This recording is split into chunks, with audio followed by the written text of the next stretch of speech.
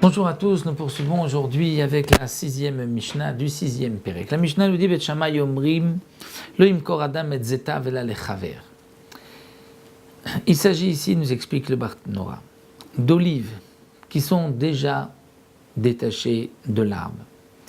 Et comme nous le savons, tout fruit ou tout légume qui a été au contact de l'eau après avoir été détaché de la terre, si ensuite il y a une source d'impureté qui touche un reptile mort ou autre chose qui touche le fruit est impur.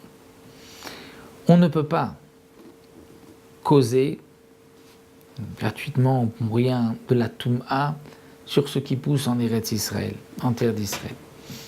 Donc les étimes, lorsqu'ils ont été détachés de l'arbre et qu'elles n'ont pas été encore au contact de l'eau, et qu'elles n'ont pas non plus, comme explique le Barthénora, c'est entre guillemets transpiré, c'est-à-dire qu'il n'y a pas eu de goutte des olives même qui a coulé dans le récipient qui s'appelait le ma'atan, où on mettait les olives comme dans un récipient, un panier en osier, afin que les olives, l'une contre l'autre, se réchauffent, et ensuite il y a déjà un petit peu de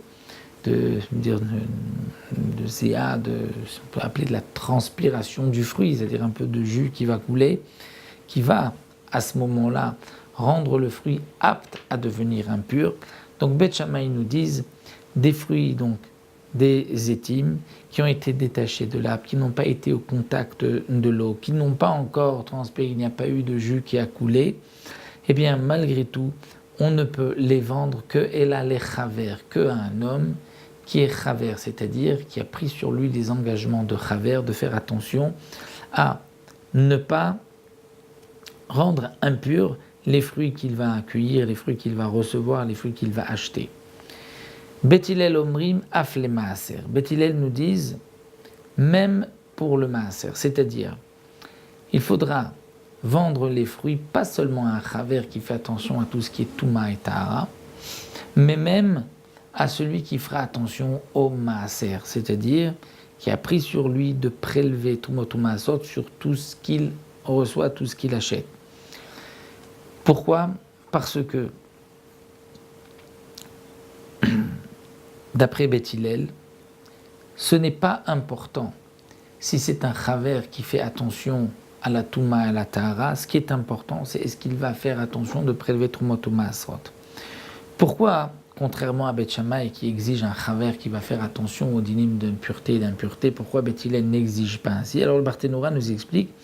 C'est parce que, étant donné qu'il n'y a pas eu encore de contact avec un liquide, on peut se dire que peut-être que les olives seront mangées même avant qu'il y ait eu ce contact, donc avant qu'elles puissent devenir impures, même si généralement ce n'est pas ainsi qu'elles sont mangées, mais on peut dire que peut-être il les mangera, donc ce n'est pas important, même si le Chaver, même si cet homme n'est pas Chaver, ne fait pas attention à Touma et à Tahara, ce qui est important pour Bet Hillel, c'est qu'il fasse attention à Trumot ou Maasrot afin que je ne lui vende pas quelque chose que lui va manger sans avoir prélevé les Trumot ou Maasrot. Donc ça c'est ce que nous disent ici Bet Shammai et Bet Hillel. Le Barthénora nous rapporte aussi l'avis du Rambam, qui explique que Bet Shammai et Bet Hillel sont en marloquette. Est-ce qu'on a le droit de causer de la Toum'a à un aliment profane, Choulim, puisqu'il ne s'agit pas ni de Trouma ni de Kodesh, seulement profane en Eretz Israël? Pour Bet Shammai, non.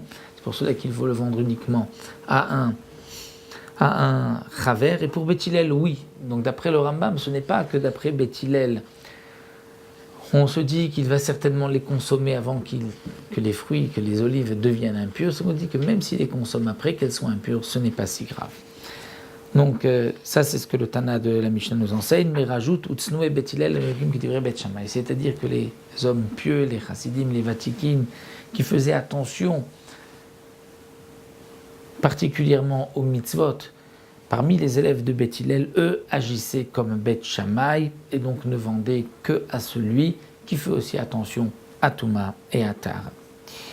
Voilà, nous nous retrouvons rattachés la prochaine fois pour une nouvelle Mishnah.